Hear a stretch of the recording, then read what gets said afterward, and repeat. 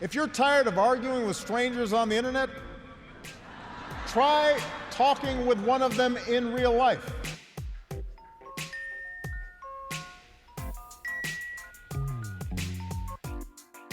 Welcome to Back in America, the podcast.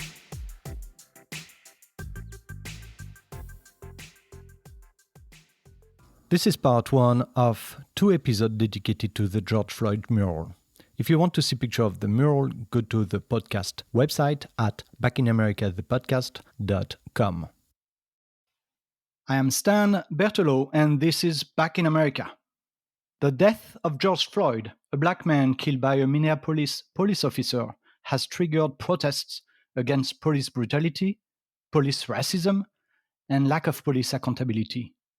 3 days after Floyd's death, a group of artists painted a mural on the Cup Food building at the corner where George Floyd was killed on May 25th. The artists started at about 7 a.m. on May 28 and finished the mural at 5:30 p.m. the same day.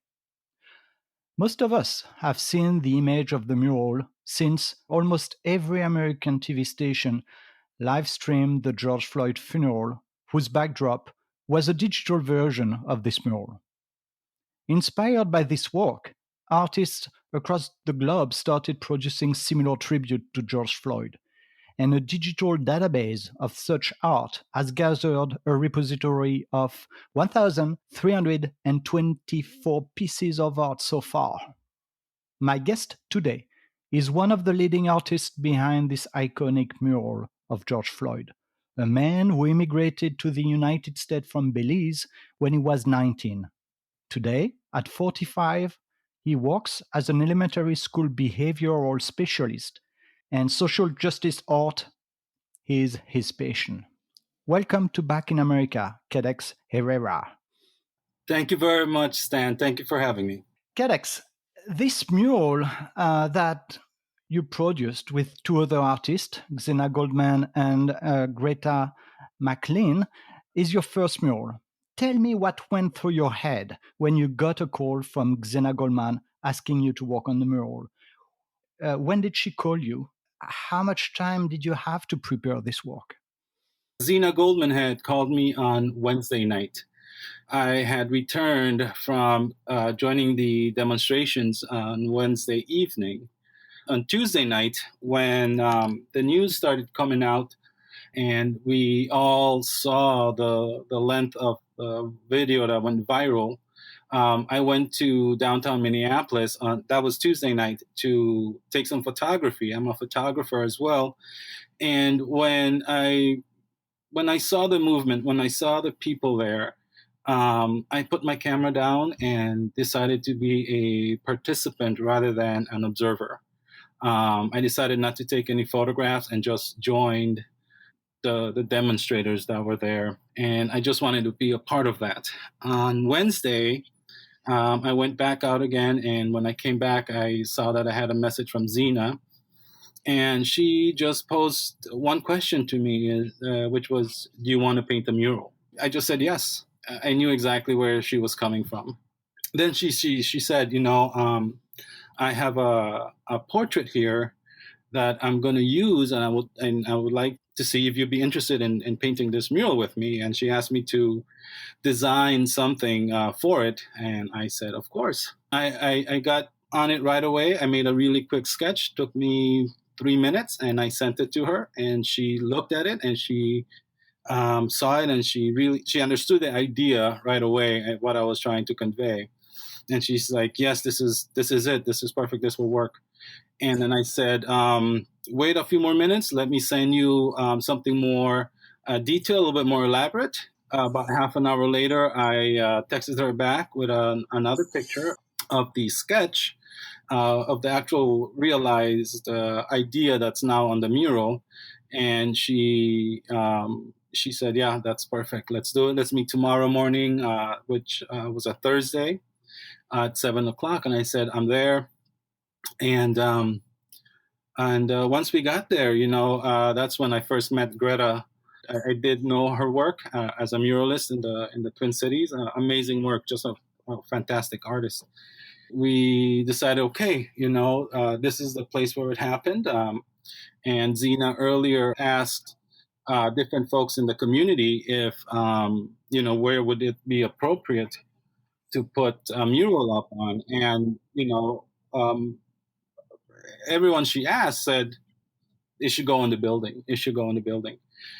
And so we looked at it, and it was a billboard of advertisement for produce and farm goods. If I remember right, it was this very folk drawing of painting of a barn and a field, very elementarily done, and I believe a box of milk or something like that. So we looked at each other and said, "All right, let's get to work." We Greta brought out the primer, and we painted it. We painted over it right away, and then we started realizing the sketch on the wall. So, two questions. Was it commissioned? How did that happen? How did did you get an agreement from the store to paint on it? Was it commissioned by the city? No, it was not commissioned. This was a call to action. It was an immediate and spontaneous effort by Zena and I and Greta, and then also the other folks who came and joined us through the process.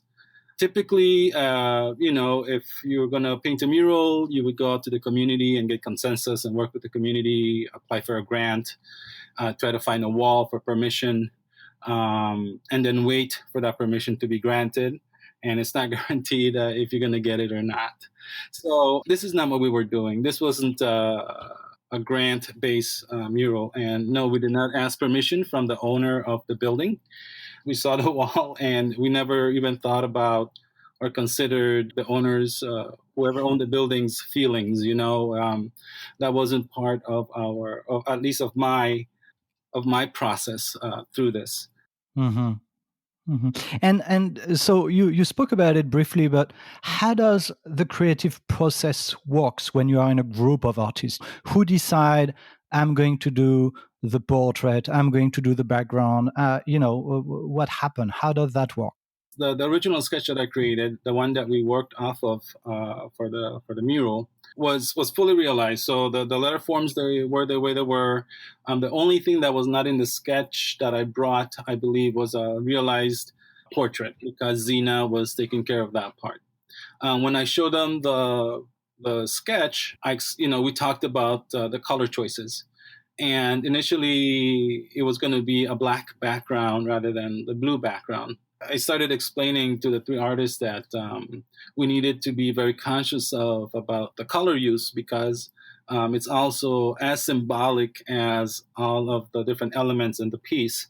I explained why it was important to use a brighter color, like, for example, the sky blue that we use, and the yellows and the blacks. And I didn't have as much input on the way the portrait was treated. Zena has a very specific and peculiar and beautiful style of the way she applied paints. So we put our full trust in her process. The consensus came from sort of the explanation of what those colors meant and why they should be the way they came out being. And if people are not familiar with the painting, could you take a minute to describe what it looks like? Sure. This whole piece was painted freehand, and we didn't consider the dimensions. All I knew for the design is that it was rectangular.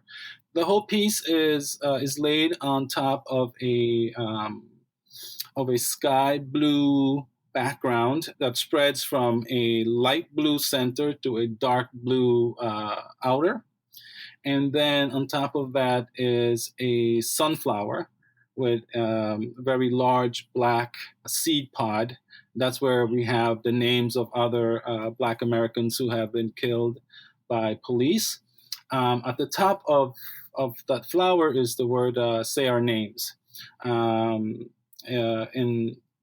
reference to the Black Lives Matter movement, and also to honor and remember those who have been killed by police. And inside where the seeds are supposed to be, our names are their actual names. On top of that is George Floyd, treated in a very bold manner. It has a outline of purples and that sort of blends into that sky blue, and the inside of it is yellow. Part of that yellow, some folks have asked me why we use that yellow. So the Black Lives Matter movement has a color scheme in a lot of their material that is sent out, and it's sort of a little bit of, I think, their signature color, and it's yellow and black. And so that yellow was important to add there as a symbolic gesture to the cause. Inside the name are sort of abstract, very simply drawn human forms raising their fist, and that represents the community. And sort of the tones of the sky is coming through them as they're raising their fist inside the letter forms. At the foreground is the portrait of George Floyd, and then in front of that is the word "I can breathe now." Right before we completed the mural, Zena went out in the community, and the folks that were watching us through the process and through the day, and who also helped, what would be the most appropriate thing to put there. We didn't want to put words in George Floyd's mouth either, and so the consensus was from the people that were gathered there that "I can breathe now" was the most appropriate thing to put there. And so we asked a young man who was there if he would do us the honor of actually writing it. So none of the artists who were part of it actually wrote that last statement. Mm-hmm. Now, I would like you to help me understand and visualize, if you close your eyes and revisit that time on the day you did the painting, how was it? I mean, it must have been quite hectic, right? It was all over the news. That video went viral, and you were there painting what has become a symbol of the movement. How was it during the day? Were you looking at each other? Were you speaking with each other? Were people talking to you? Yes, all those things. Personally, it was an incredibly surreal experience that had all of the emotions built into them, and all the unexpected things. We started at 7 o'clock in the morning, again, just on adrenaline alone. We wanted to get this done. And one thing that we knew was that we had to get it completed that day. It needed to be finished that day. When we first got there, there was already people gathering around. But the memorial was starting to form. There was a lot of nerves, anxiety about, how it was going to turn out. An incredibly hot day. As an hour into it, people that were walking by came and asked us, "What are you doing? What's going on here?" And we explained to folks as like, "Oh, we're creating a memorial for George Floyd here, a mural. This is," and I would show them the sketch, and they right away they would get it, and their eyes would sort of light up, and they would go, "Oh my God, this is amazing! Thank you." And we start proceeding through the day. At 10 o'clock, there's a lot more people coming together. There was a film crew on the street corner that was watching us work, and I only was aware of them when they came towards us and asked us to do an interview. And then people started gathering and asking questions, and they would ask questions, and we would stop and say, "Yeah, this is what we're doing. This is what it means." And I remember there was this just beautiful grandmother who came at about 8 o'clock that morning, and she was one of the first people to ask us what we were doing. And she was so touched and so grateful, and her spirit really gave me a lot of energy. It just that idea of like, keep going, I support you in this. And she would leave, and then she would come back, and she did that throughout the day. And towards the later afternoon, she brought her grandchild, and she asked us if we would let her grandchild, paint on it. And we said, of course. So we gave the young person a brush, and they got on the, and throughout the day, people from the community would come and ask us if they could paint. And we're just like, yes, here's a brush, paint this part, paint that part, work on this, and they were sometimes very shy. They just wanted to add a touch here or there. At about 11 or so in the morning, Al Sharpton came to speak. He is a minister and part of the civil rights movement. Very incredibly moving speech, and that again was just giving me more energy. And folks were coming, do you guys need water? Do you need food? What do you need? An incredibly moving part for me, because again, it's just adrenaline driven. We're working as a team, it's very fluid. It was like we've worked for 20 years together. We all understood what our roles were. We were editing and taking stuff off and working on the color and taking things on, and so it was very, very fluid. And we all sort of understood that there was a bigger picture. Not to pun intended, I guess. It wasn't about us individually necessarily, but it was about this thing that we had created and now we wanted to complete.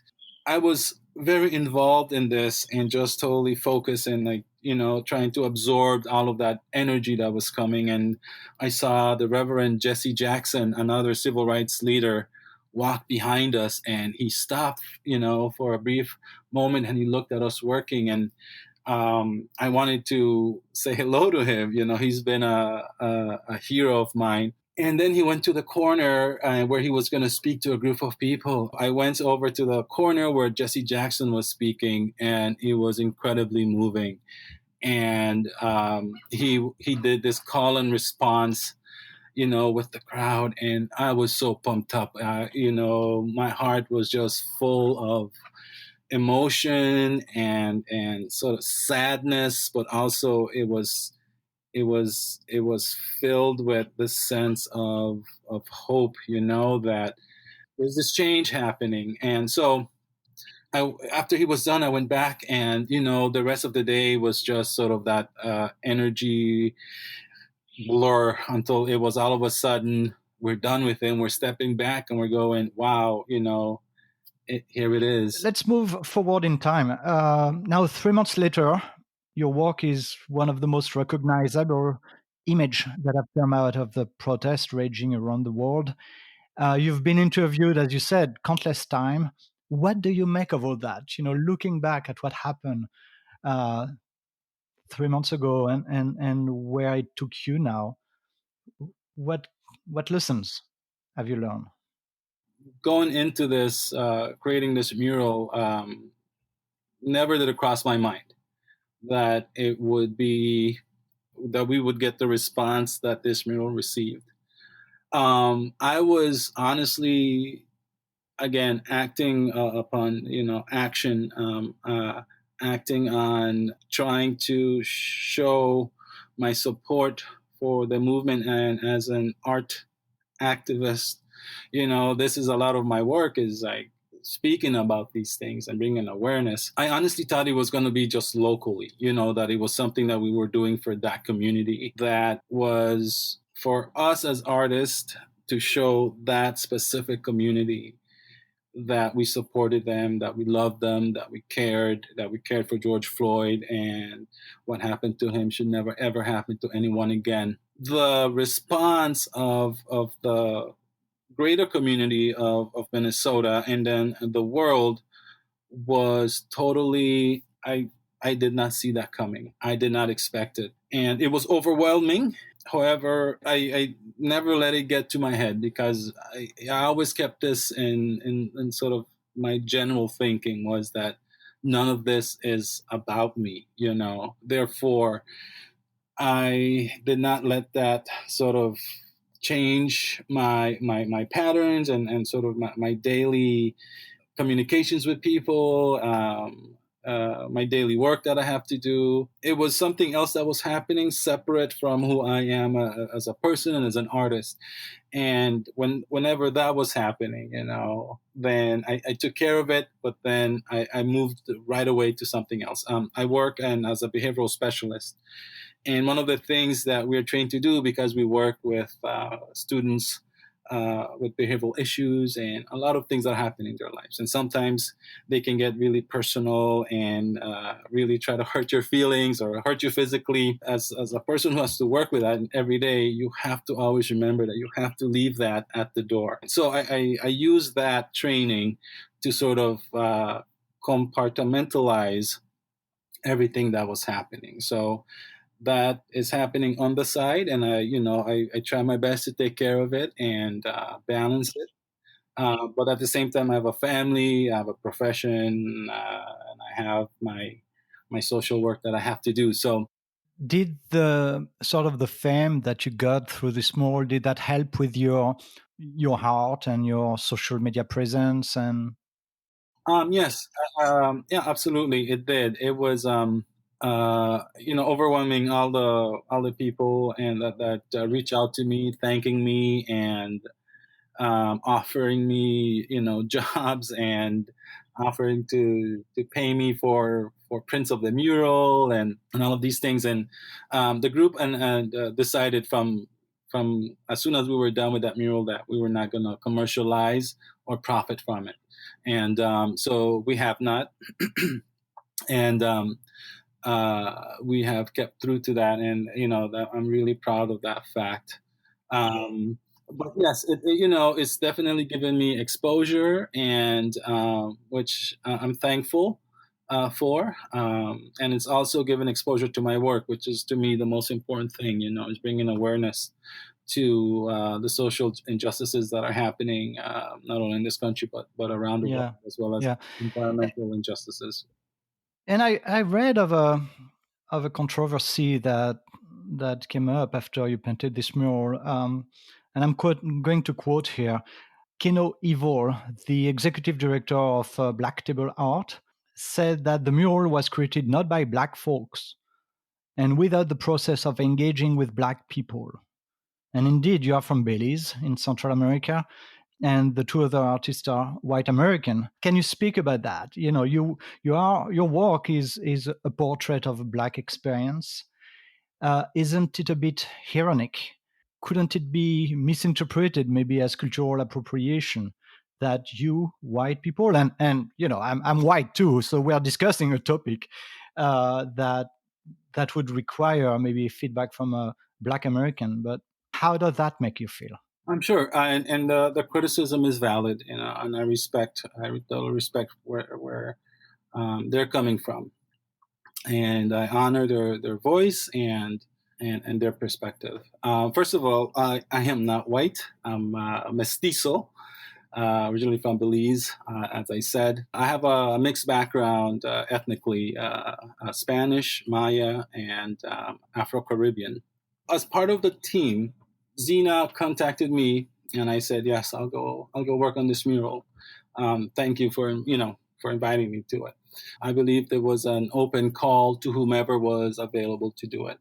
Even though we didn't have a Black artist as part of the main group of artists. Like I mentioned earlier, there was people in the community that came and added to that mural. Yes. Not only Black, but Muslim and Hmong and white and you name it. There was just a whole diverse group of people that came and were there part of spectators watching us do it and supporting us and encouraging us to continue. And then also folks that just wanted to add a little bit of paint on the mural. And also, like I said earlier too, this was not a grant base. It was a call to action. It was just something that we did. There is, I believe, a space for conversation to talk about if there was appropriation of the events that happened. I didn't see myself as a Latino going to paint a mural of a Black man. I saw myself as an artist trying to raise awareness about an issue that's affecting people of color, Native Americans, immigrants, and Blacks in America. And the other thing was it never crossed my mind that we should have invited, specifically because to me, the whole project was people were coming in to contribute to this, right? And I didn't have a list of people that were coming or who was invited to it. And everyone that came by, and at least one of the artists who helped on the mural was just a person who just came by and asked us what we were doing. And they said, hey, can I help? And we said, yep. And the person went and grabbed their supplies and came back and started painting with us. And none of us really knew who this artist was. Anyone was welcome, So Ken Evil is not really right when he said that it was done without the process of engaging with Black people. I mean, what you described from the start is really, yes, you led the project, you were the three artists, but you welcomed in anybody that wanted to take a brush and participate, right? Yes. Yeah. And I mean, that asks the question, do you think that activist art need to be produced by the people it wants to serve? I think that art should be created by artists. And if you are an activist in any way, you should speak your truth. My truth is art, my medium, and the causes that I'm trying to fight for. I think that there's strength in numbers, and the more solidarity we have with each other, because we're all sort of fighting for justice, I think that the stronger and the more amplified our voices will become. Did this controversy left a bittersweet taste in you? Absolutely not. I think that there's some level of distraction to this controversy. However, I am incredibly honored and proud of what we did that day, of how we came together, and the effect and that this mural has had on that community and the world. Like any public art, there's always going to be some controversy that surrounds it for different reasons. However, yes, I'm incredibly proud of that day. And what is the status of the second mural that you were planning to do not far from the first? Yes, so that mural was created as a group project. I was one of the painters, and we all collaborated, again, just with the artist. And it is hanging on Lake Street, I believe, and Chicago. It was completed. It took us about 5 days. Yeah, it's hanging now. And then I also went out and put up one other personal piece that I created as a sort of a small mural, that I just put on some of the boards that were used to cover up the businesses in Minneapolis. Yeah. So the first mural was covered with black paint on August 19th, I believe. Mm-hmm. What did it mean to you, and what's going to happen to the mural? So right now we're speaking to different artists in the community as to what their decision is going to be about the mural, right? So initially we were accused of not including the community.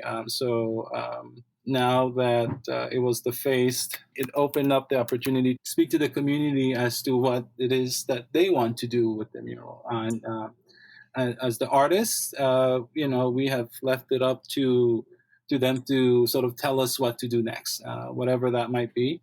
We're going to support it because it's their voice. And once I was done with that mural, one of the things that I said is like, it doesn't belong to me anymore. It belongs to the people of this community, and whatever they ask us to do with it next. What direction does it seems to be taking?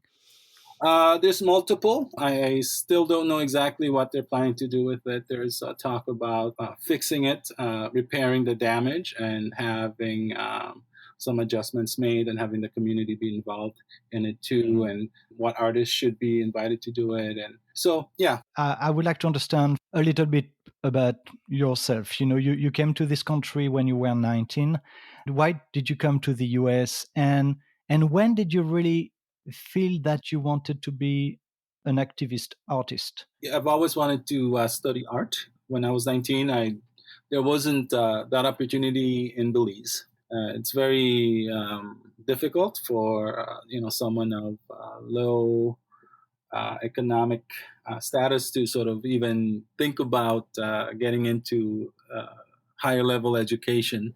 I did know that I had the opportunity in America, that there were schools, and I came up here to study.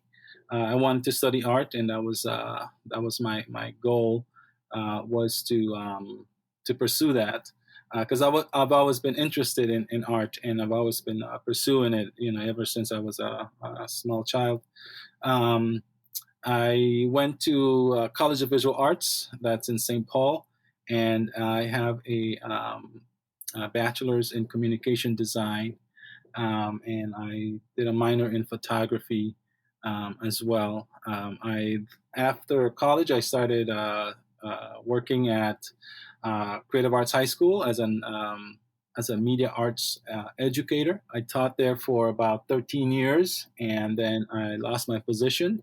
Since then, I've been a behavioral specialist for the District of St. Paul, and I help students with behavioral issues, and I use art as a way to calm students down, as a meditative sort of way of getting to students and working with them. Hmm. So it seems that you've always been interested in art and has always wanted to be an artist. What about activism? I grew up in Belize, and I was once we start getting information through news, you start looking at the world from our perspective. And Belize was typically is typically a peaceful country. We've never had any serious sort of revolutions or wars, but we've always had the threat of Guatemala invading Belize. So there was always a lot of anxiety over that, and sort of my political leanings and activism started from that, is trying to understand some of the issues with Guatemala. But then there was conflict and revolutions in all of around Latin America, including Guatemala, Chiapas, Honduras, Salvador, Nicaragua. And so, being surrounded by this as I was growing up, I was exposed to a lot of the atrocities that were being committed against especially indigenous people and farmers in these Latin American countries. And so, from very early on, I have always sort of leaned towards that type of human rights awareness. Once I graduated from college, I was doing typical art as everybody else. However, once I started using social media, like Instagram, where I started just posting art photography at the beginning, because I thought, hey, this is cool. I can showcase my work, and I was trying to encourage my students too to sort of use social media platforms to showcase their artwork and use those as galleries so anyone can see their work. As I was going through that process, I started thinking, well, what else can I do with this platform? And at the same time, there was Bush was in power, and there was a need to start speaking up and out about what I was seeing happening in my community and in our society. And I started evolving into sort of creating art that spoke to the things that I felt and that I saw that were injustices being created and human rights being violated. And that started, and then I started sort of creating artwork to honor people who had been leaders in different causes on civil rights, social justice, and then also started speaking out about the injustices that I saw and using art to do that. Hmm. Okay. Finally, question I always ask in back in America is, what is America to you? America still means freedom to me, despite of everything that's going on. Artists and activists and people who want to speak up and still have that opportunity. We might be losing it with the current administration, but it still means freedom and liberty, quote unquote, right? But the idea that I can be an artist and criticize and stand up and speak against these injustices without being too afraid of retributions, I think is a great thing, and that's something that you can casually do in other parts of the world. I'm grateful that I live in a country where that all sides are viewed and taken into consideration, and that you are to some extent free to speak and speak your truth. Right. Okay. Thank you. Would you recommend our audience to read or watch any particular books or movie? I've always been an incredible fan of Gabriel Garcia Marquez.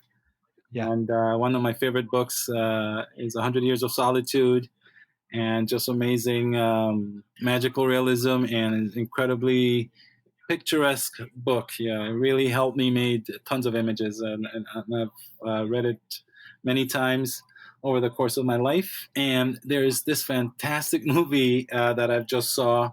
It's called The Platform, and it's a Spanish movie. I believe it's on one of the streaming services. And it's a movie about this prison, and it's an allegory about class and our decisions that we as humans make to maintain our class and status, I suppose. But The Platform, check it out. It's a fantastic tale, and just one of the most amazing movies that I've ever seen is the movie Things I Like and Things I Don't Like. It's a French short, black and white. Things I like, things I don't like. An incredibly influential movie in my life as an artist. So check out that short. Okay, absolutely. Cadex Herrera, thank you so much. Anything else you want to add before we hang up?